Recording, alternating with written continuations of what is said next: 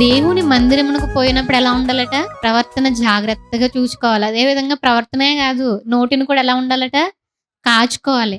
ఇక్కడ మనం ఏవైతే మనం మాట్లాడుతున్నామో, ఏదైతే మనం ప్రార్థన చేస్తున్నామో అగైన్ మళ్ళా దేవుని సన్నిధి అనగానే ఇది దేవుని సన్నిధే. అదే విధంగా దేవుని ముందు మనం పర్సనల్‌గా మనం ప్రార్థన చేయడానికి మోకరిస్తాం కదా! దేవుడెక్కడుంటది? దేవుని సన్నిధే కదా!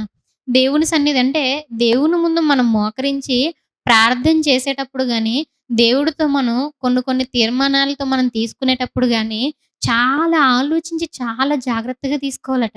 ఎందుకని? మొక్కుకొని చేయకుండా ఉండడం కంటే, మొక్కుకోకుండా ఉండడమే మేలంటున్నారు. కానీ, మనం ఎన్ని దేవుని సన్నిధిలో మనం అడిగాం చెప్పండి ఆలోచించేయండి. అడగడం వేరు, చెప్పడం వేరు. అడగడం అంటే, "తండ్రి నాకివి చేయి తండ్రి" అని అడగడం. కానీ చెప్తాం. కొన్ని చెప్పుంటాం.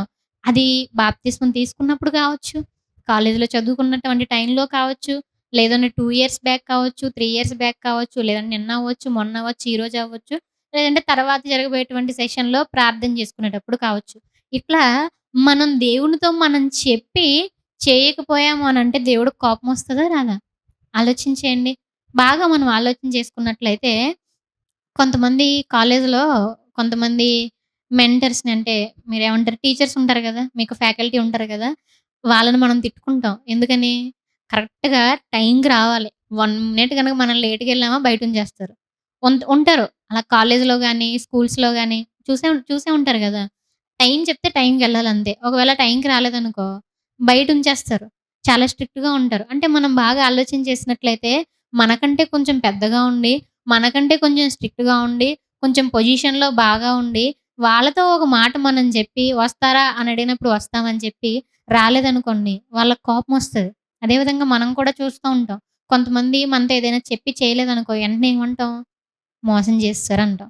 అవునా కదా! అదే ఫర్ ఎగ్జాంపుల్‌కి రూ. 1,00,000 ఉన్నాయి.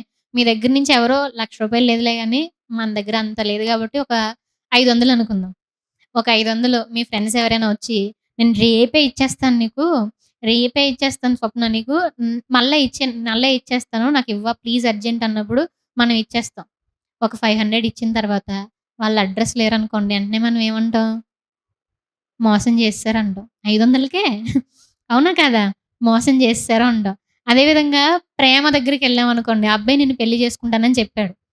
కానీ పెళ్లి చేసుకోలా. అప్పుడు వెంటనే మోసం చేసేసాడు నన్ను. నేను మోసపోయాను. భారంగా మోసపోయా నేను. అసలు ఎంత దారుణంగా మోసపోయానంటే అంత దారుణంగా మోసపోయా ఉంటాం.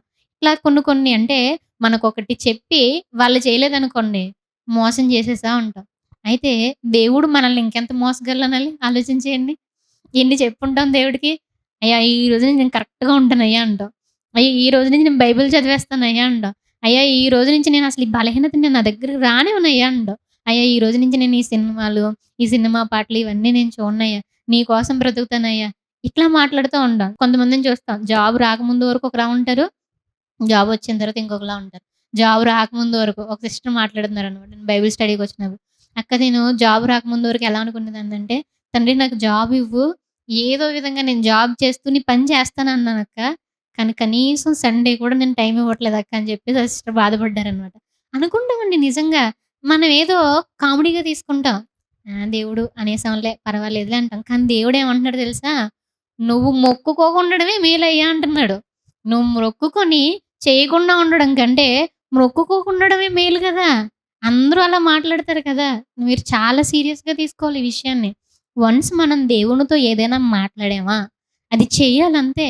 చెయ్యకపోతే శిక్షొచ్చేస్తదట.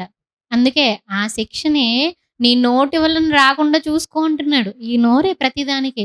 అలాగని సైలెంట్‌గా ఏం చేయకుండా ఉంటే బెటర్ కదక్కా అనుకుంటారేమో. అంతేనా కదా! ఎందుకొచ్చిందిలే నాకు. ఏం చేయకుండా సైలెంట్‌గా అక్కడ కూర్చుంటే, ఎళ్లి ప్రేయర్ చేసుకొని వచ్చేస్తే బెటరేమో అనుకోవచ్చు. అందుకే దేవుడు ఇంకొకటి రాయించారు. ఏంటట?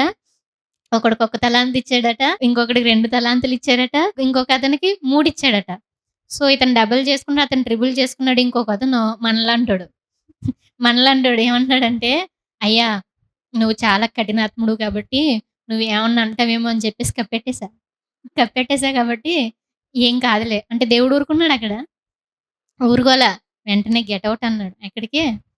నరకానికి.